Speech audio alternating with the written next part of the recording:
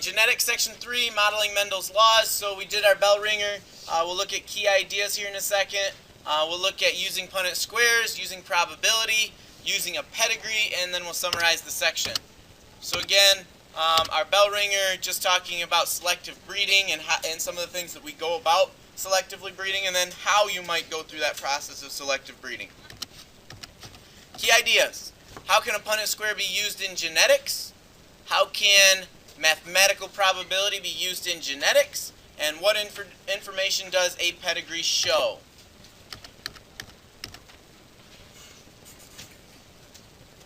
So a Punnett square, again, is a model that predicts the likely outcomes of a genetic cross.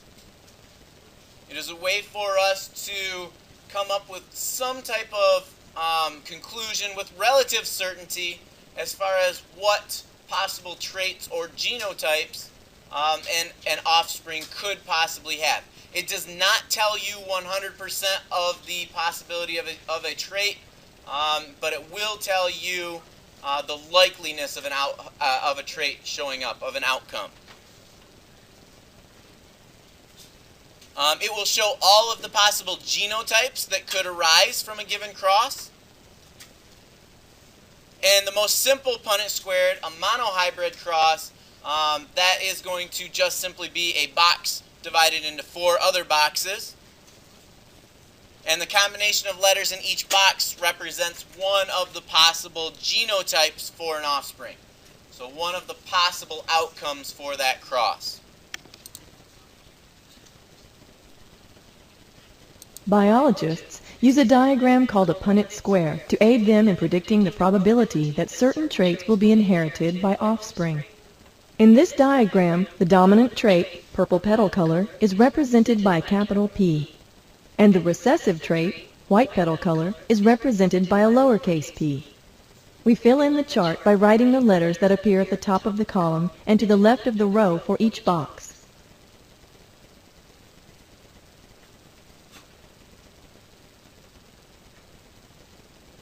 Any box with a capital letter has the dominant trait, purple flower color. We can see from the Punnett square that 3/4 of the offspring produced by these parents will have purple flowers, and 1/4 will have white flowers. All right, to elaborate on that a little bit further. Notice that big P gives purple color. Anytime we have the uppercase P, we have the purple color. However, we also have what's called a genotypic ratio. So in this case, we're looking at the phenotypic ratio. We are looking at 3 times to every 4 we get purple petals. But we can also have a big P that causes purple, and that is only one possible outcome in this cross. We also have big P, little p. And that is an individual that is what is called heterozygous. We also have little p. So we end up with a ratio of 1 to 2 to 1 with regard to our genotypic ratio.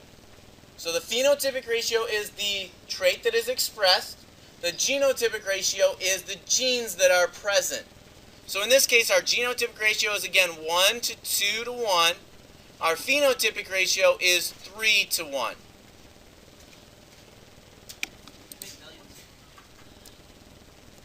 So, using Punnett squares, in a monohybrid homozygous cross, all of the offspring will be heterozygous. They will be uppercase and then a lowercase letter. So in this case, looking back at what we talked about yesterday as far as P color, we saw where the uppercase Y represented yellow, the lowercase y represented green.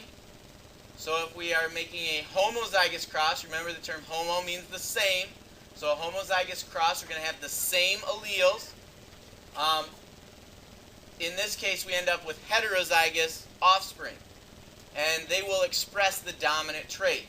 So in this case, they'll express that uppercase Y, which was yellow seed color, yellow pea color.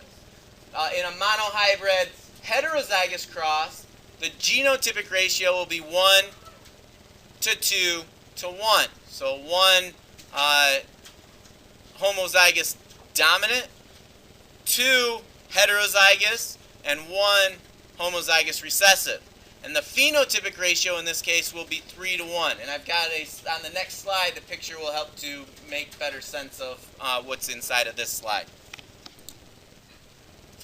Alright, so each of the Punnett squares shows a monohybrid cross.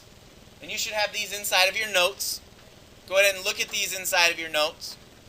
So the first cross is between a parent that is homozygous dominant,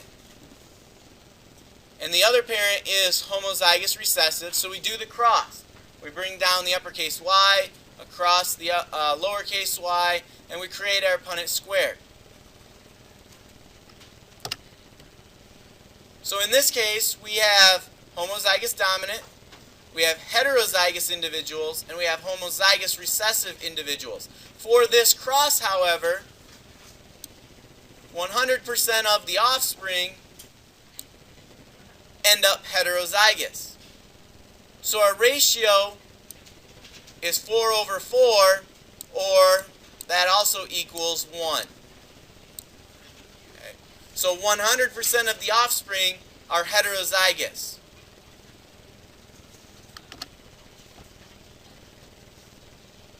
So in a cross of homozygous parents that have contrasting traits, 100% of the offspring will be heterozygous and will show the dominant trait. Over here in the next cross, the heterozygous cross. In the cross of heterozygous parents that have the same traits, the ratio of genotypes will be 1 to 2 to 1. The ratio of phenotypes will be 3 to 1. So if we cross these two heterozygous parents, we end up with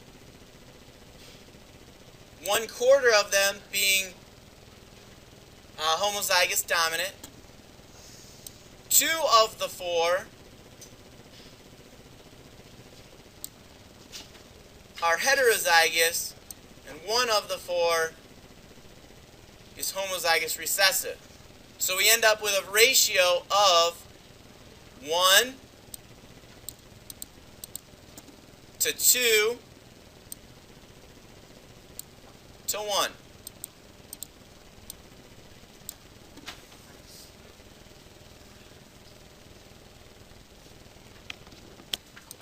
So in this case, the phenotypic ratio of yellow seed color, or yellow pea color, ends up being 3 to 1. The genotypic ratio is 1 to 2 to 1. Alright, so a Punnett square shows the possible outcomes of a cross, and it can also be used to calculate the probability of each outcome. Probability is the likelihood that a specific event will occur. Probability can be calculated and expressed in a number of different ways. The ways in which we can express them are in words, as a decimal, as a percentage, or as a fraction. So for example, in words, we could say 1/2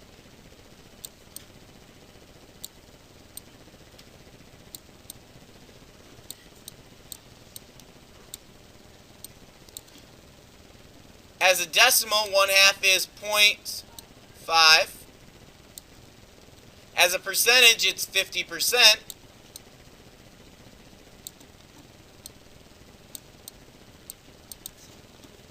And then as a fraction, it's 1/2.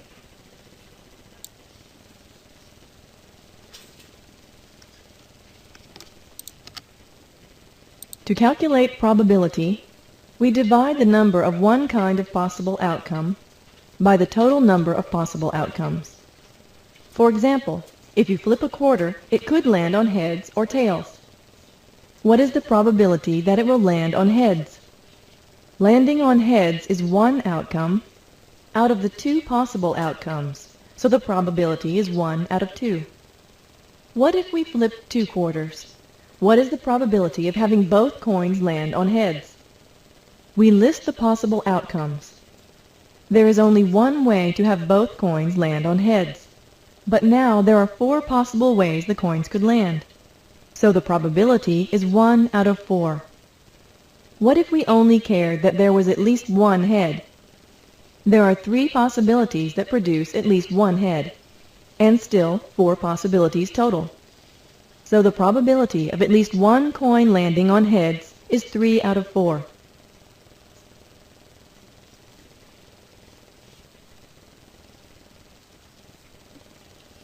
So probability formulas can be used to predict the probabilities that specific alleles will be passed on to the offspring. So we look at probability in order for us to come up with a mathematical way to represent whether alleles can be passed on, or how alleles might be passed on. And as you saw in the last video, the possible results of a heterozygous cross are similar to those of flipping 2 coins at once. And Mendel actually went on and he did some additional experiments where he studied additional traits at the same time. And that created what he called it as a dihybrid cross instead of just this monohybrid cross that we've been looking at.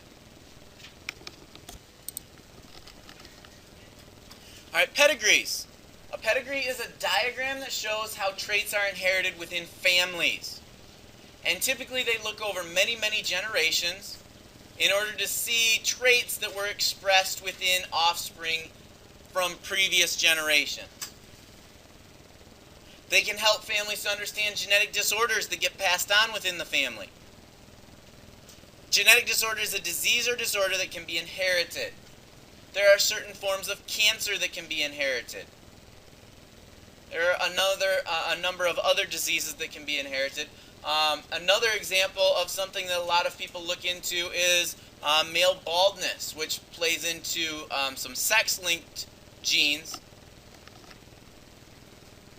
So pedigrees help to answer questions about 3 aspects of inheritance: sex-linked, dominance, and heterozygosity.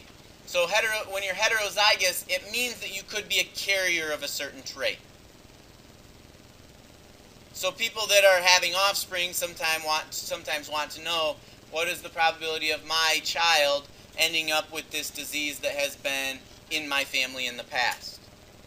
And so you'd look at the pedigree between both your family and your spouse's family, and you would try to figure out, is there a probability of your offspring having that genetic disorder? A pedigree is a diagram that shows the occurrences of genetic traits in several generations of a family. Squares represent male members of the family. Circles represent female members of the family. Lines connect parents to offspring.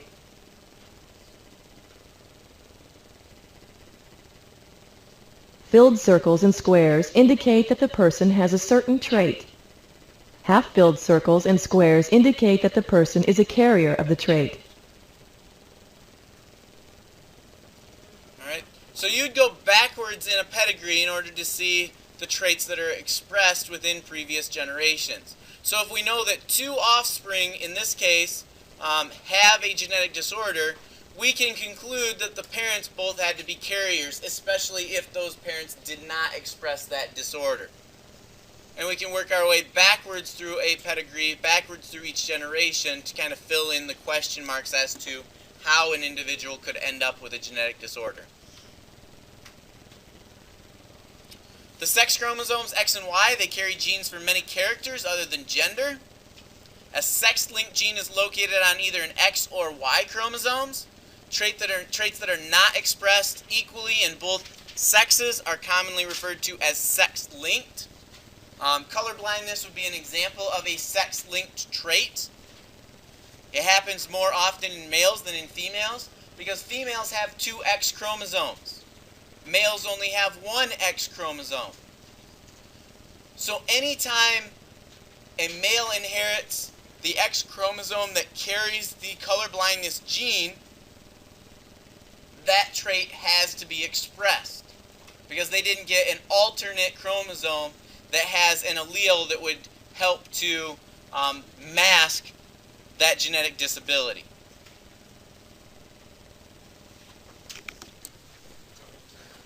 In fruit flies, red eyes are dominant over white eyes. Eye color is a sex-linked trait in fruit flies.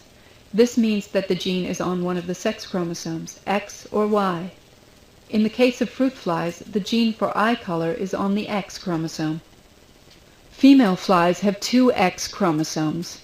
Because females have two alleles for eye color, they can have three possible genotypes. Male flies only have one allele for eye color since they only have one X chromosome each. Thus, only two genotypes are possible for male flies. Their one allele alone determines their eye color. When a white-eyed male is crossed with a homozygous red-eyed female, the female offspring receive a dominant red eye color allele from their mother and a recessive white eye color allele from their father. Therefore, they will be heterozygous for red eyes. The male offspring only receive one allele for eye color, which is from their mother, and it is red. Therefore, they also will have red eyes. In the F1 generation, two red-eyed flies mate. The female is heterozygous for red eyes, meaning she has one recessive allele for white eyes. The male has only one allele, which is for red eyes.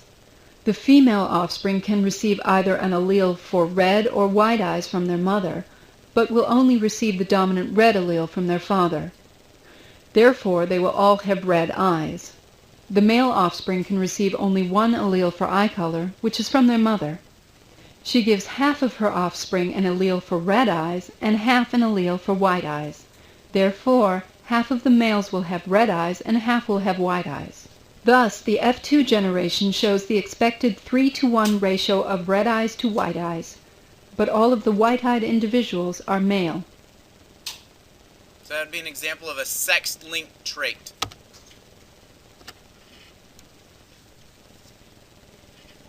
Alright, so using a pedigree, if a person has a trait that is autosomal and dominant and has even one dominant allele, he or she will show the trait. If a person has a recessive trait and only one recessive allele, he or she will not show the trait, but they could possibly pass it on. So in that case, we've got a situation where one gene is covering for the other one, or one allele is covering for the other one. If a person is either heterozygous or homozygous dominant for an autosomal gene, his or her phenotype will show the dominant trait.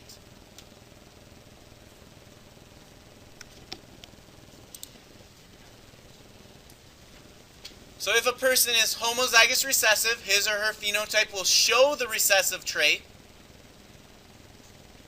A recessive trait in a child shows that both parents were heterozygous carriers of that recessive allele.